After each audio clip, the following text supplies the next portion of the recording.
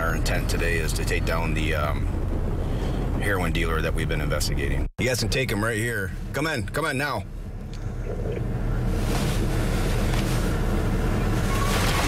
Oh. All right, he's fleeing. Just push Butler's car out of the way. Heroin buy busted. This felon wasn't going down without a fight, but neither was the drug team that's battling the deadly opioids flowing on our streets into our neighborhoods and homes.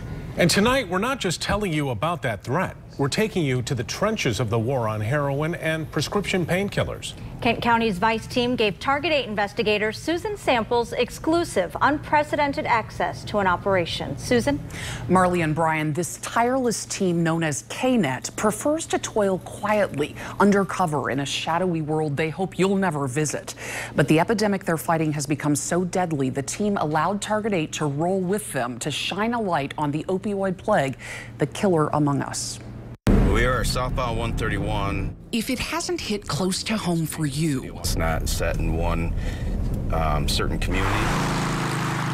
it might be that you're not looking for it. It's hitting everybody and anybody from all demographics to all social classes. That broad reach clearly felt in one broad daylight bust. What happened? Weaving through an apartment complex. Tons of people living here right now. Thousands. A trailer park, an assisted living center, and finally, student housing. So we're not on campus property, but obviously it's student housing.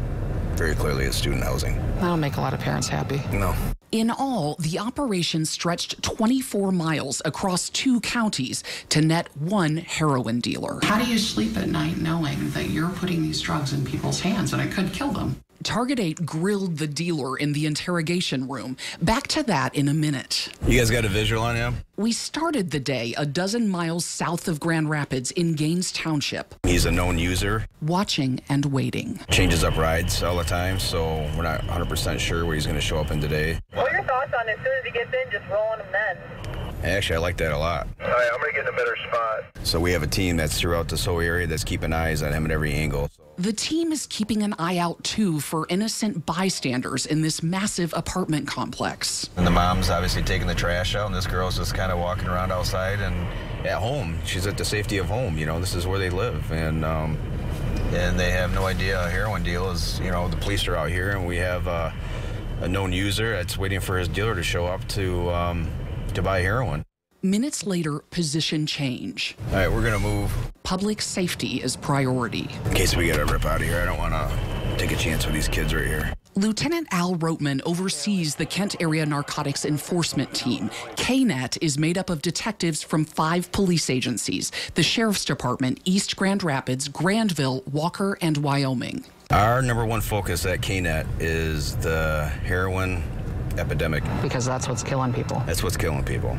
Rotman says it was a near-fatal overdose that led to this bust. We're close here. Stay low. Oh, there he is. He's right there. Hey, I got visual on him. He pulled right into a parking spot. You can box him in. He can't get out. Or so they thought. You guys can take him right here. Come in now.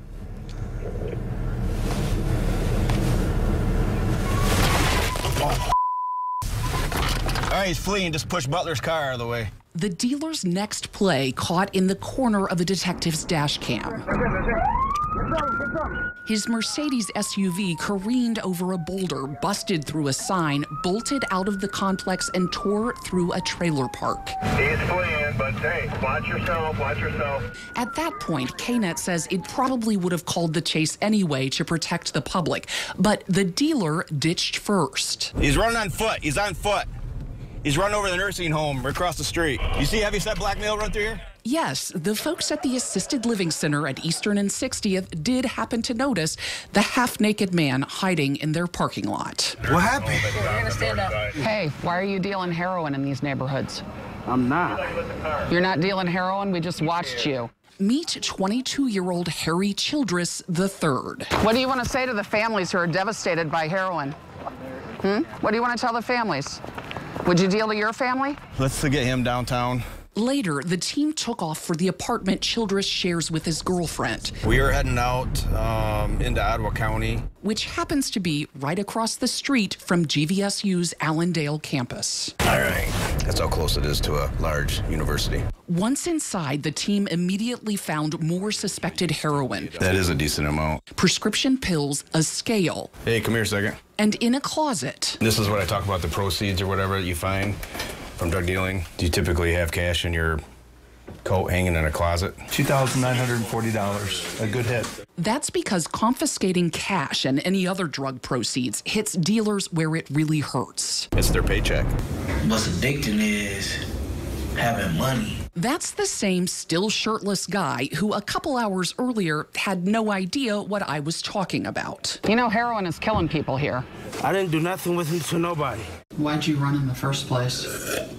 Well, I panicked, I got a little scared, and thought I could get away, but it wasn't my day. The 22-year-old's criminal record suggests it hasn't been his day since his late teens. That's when he started racking up felony charges for weapons, stolen property, and drugs. Sometimes you have to risk your freedom so you can have something. Childress is from Grand Rapids and says he grew up in a stable two-parent home but didn't have much. He says the reason he's willing to risk arrest and gamble that his product won't kill. I'm thinking it's the love for money. That's what it was.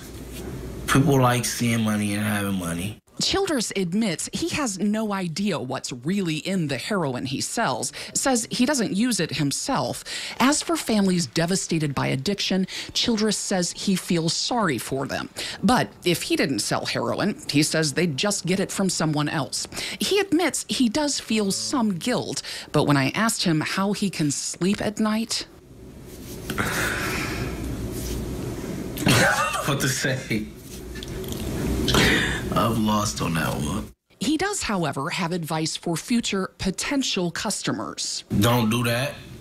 Leave it alone. Don't join it. It will your life over for the rest of your life, and you will hurt a lot of family members, also yourself. We've covered a lot of miles just today. Right. Chasing the heroin. Chasing the heroin. This is one case that we've been covering today. One less drug dealers operating in the Kent County greater area. Probably also one less that's operating in Ottawa County. So today's a success. He's been put out of business today. Harry Childress remains in the Kent County Jail tonight. Once he came clean with detectives in the interview room at the Sheriff's Department, they asked me if I wanted to talk to him, which is why I had that chance to question him. Tomorrow at 11, we go inside the desperate world of opioid addiction through the lens of a camera that documented one woman's downward spiral. I'm Target 8 investigator Susan Samples.